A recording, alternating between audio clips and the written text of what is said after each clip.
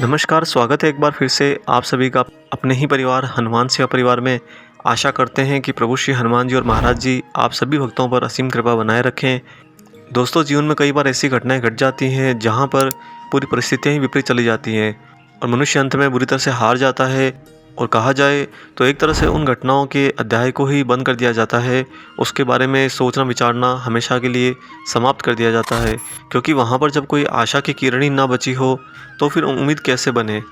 परंतु परमात्मा आपके गुरु की क्या इच्छा है और वो अपने दिव्य दृष्टि में विधाता द्वारा रचे गए किस खेल को देख रहे होते हैं, यह तो वही जानते हैं।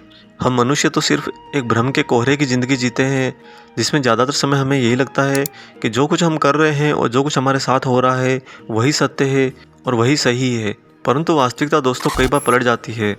मान लीजिए किसी मनुष्य ने आपसे कुछ बात कही है और उसकी बात पर आपको विश्वास ना हो, तो ज़्यादा से ज़्यादा क्या होगा, वो मनुष्य अपने कर्म में लग जाएगा, आप अपने कर्म में लग जाओगे। लेकिन वही बात अगर ईश्वर और गुरु के लिए लागू हो कि आपको आपके गुरु की कही बात का अपने ईश्वर के द्वारा दिए गए संज्ञान का विश्वास ना हो, क्या फिर आपके गुरु और आपके ईश्वर भी आपसे मुंह फेर लेते हैं? नहीं, ऐसा कभी नहीं होता। जिन जीव आत्माओं पर ईश्वर की विशेष कृपा होती है उनके लिए विशेष द्वार भी खुले होते हैं।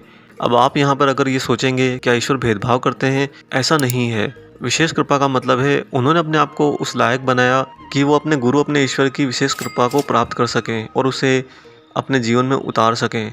देखिए, देने के लिए तो ईश्वर के पास बहुत कुछ है, लेने वाले की क्षमता होनी चाहिए, उसकी समझ बूझ होनी चाहिए।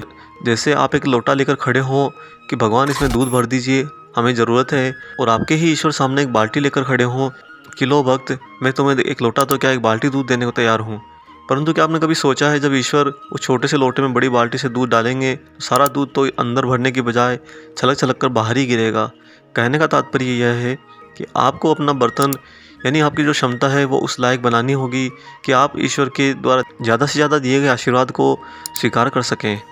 आज आपको एक ऐसी खास घटना बताएंगे जहाँ पर भक्त परिवार ने महाराज जी पर ही विश्वास करना छोड़ दिया था, परंतु फिर भी करुणा निधान की असीम कृपा उन पर हुई।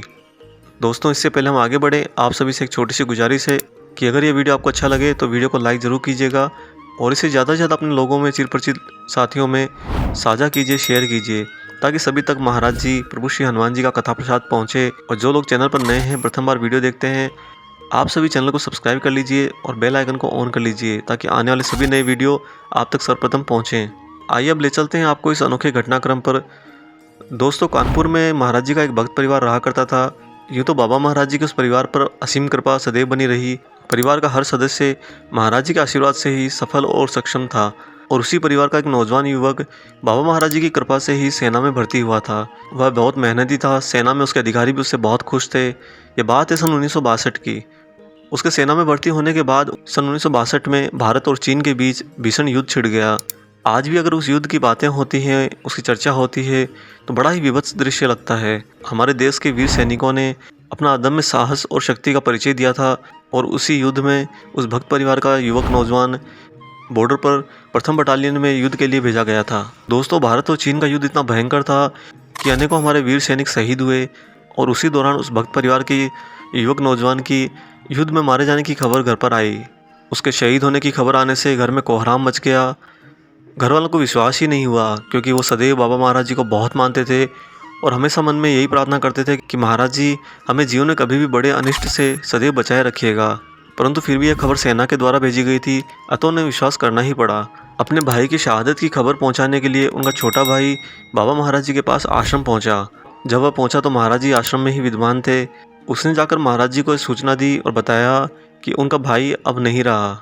महाराज जी ने अगले कुछ क्षण के लिए तुरंत कंबल से अपना मुंह ढक लिया और फिर जोर से और बड़ी दृढ़ता से बोले, नहीं, नहीं मरा है वह, बिल्कुल नहीं मरा है। यह कहकर महाराज जी तखत से उठकर कहीं चले गए। बस इतनी सी बात महाराज जी ने कही, जो कि एक प्रश्न चिन्ह बनकर रह गया। उस सैनिक के भाई को विश्वास ही नहीं हुआ कि वह घर जाकर कैसे कहे कि महाराज जी ने यह बताया है कि वह नहीं मरा है, क्योंकि इसका कोई प्रमाण भी महाराज जी ने नहीं दिया और ना ही ये बताया कि वह कब तक लौट आएगा। फिर वह सैनिक का छोटा भाई अपने घर वापस लौट आया। उसने घर वापस आकर महाराज जी द्वारा कहे गए शब्द परिवार को बताए, तो परिवारजनों ने सेना में कार्रवाई करके फिर से इसकी जांच पड़ताल एक बार और करने के लिए आग्रह किया। सेना ने अपने बटालियन भेजकर वहां पर इसकी जांच करवाई कि क्या पता उनके मृतक परिवारजन का कोई सबूत मिल सके या उनके जीवित होने का कोई समाचार मिल सके। परंतु 2 सप्ताह चली उस कार्रवाई में सेना को निराशा ही हाथ लगी। और उस वांछित कार्रवाई के बाद सेना ने इस युवक की फाइल को बंद कर दिया और परिवारजनों को लिखित में यह दे दिया कि हमने हमारी जांच पूर्ण कर ली है, अब आपके पुत्र के जीवित होने का कोई सबूत नहीं है। तब उस परिवार में चर्चा बड़ी ज़ोर शोर से चली कि फिर महाराज जी ने ऐसा क्यों कहा, क्या महाराज जी के कहे शब्द झूठे हैं। इसी पसोपेश में परिवार ने अंत में निश्चय किया कि वह सेना के द्वारा बताई गई बात को अब स्वीकार कर लेंगे।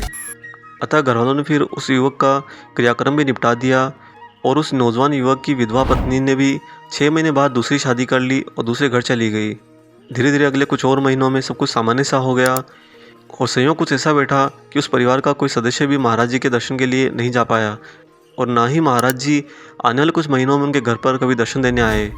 धीरे धीरे कुछ और महीने निकल गए, परंतु दोस्तों एक दिन अचानक से उस घटना के पूरा 1 साल होने के बाद उनका मृत मान लिया गया पुत्र जीवित घर लौट आया। उसने आकर बताया कि वह बॉर्डर पर युद्ध में बुरी तरह से घायल हो गया था और उसे काफ़ी गोलियां लगी थी और वह जंगल में बेसुध पड़ा था। उसके साथी उसे छोड़कर आगे बढ़ गए थे, परंतु उस जंगल में रहने वाले कुछ आदिवासी लोग उसे उठाकर अपने कबीले में ले गए और उसकी सेवा करी। चूँकि वह आदिवासी कबीला आधुनिक सुविधाओं से परे था, अतः उन्होंने प्राकृतिक सुविधाओं से ही उसकी धीरे धीरे सहायता करनी प्रारंभ करी, उसका उपचार करना शुरू किया। इसमें उन्हें समय तो लगा, परंतु सफलता अवश्य मिली और अगले कुछ 5-6 महीनों में वह पूर्ण रूप से स्वस्थ हो गया। तब उसने उस कबीले के सरदार से आज्ञा लेकर अपने घर की ओर प्रस्थान किया और अंत में वह जीवित सकुशल अपने घर लौट आया है। दोस्तों, उस दिन परिवार का हर सदस्य फूट फूट कर रोया था, इसलिए नहीं कि वह अपने खोए हुए परिवार के सदस्य के पुनः मिलने की खुशी थी, कि अपितु इसलिए कि उन्होंने महाराज जी पर संदेह किया और महाराज जी की बात पर विश्वास करना छोड़ दिया था।